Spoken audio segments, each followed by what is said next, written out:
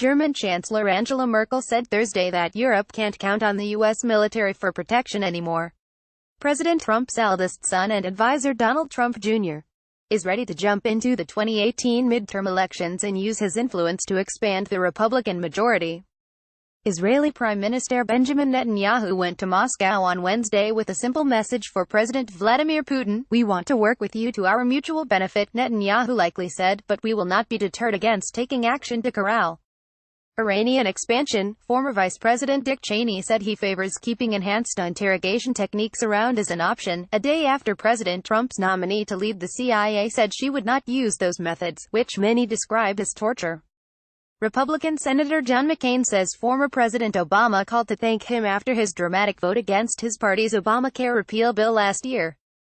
The White House on Thursday condemned Iran's attack against Israel from Syria, and said Israel has the right to defend itself, which it did in a series of strikes overnight.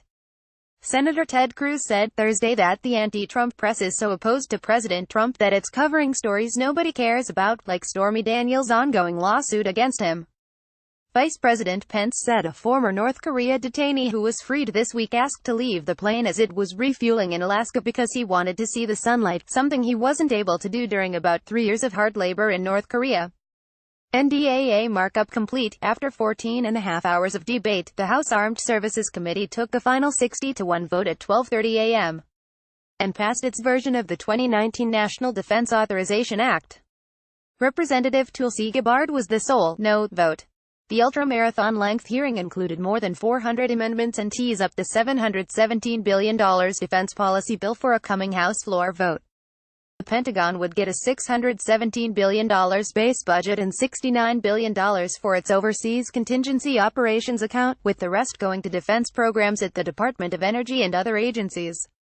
President Trump congratulated the 3 Americans who were released from captivity in North Korea upon their arrival at Joint Base Andrews outside Washington early Thursday morning.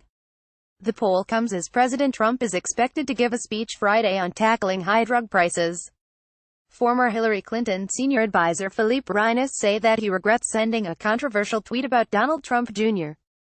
and his estranged wife Vanessa Trump, but will refrain from deleting it.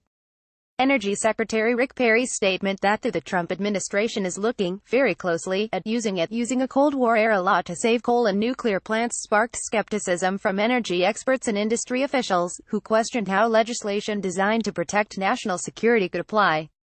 The Justice Department said Wednesday that the immigration court backlog significantly jumped in the last 18 months, in large part because the Trump administration is returning many of the cases the Obama administration ignored back into active status. The Iran nuclear deal violated the bumper sticker rule of American politics. If really put to the test, the argument that best fits on a bumper sticker is most likely to prevail.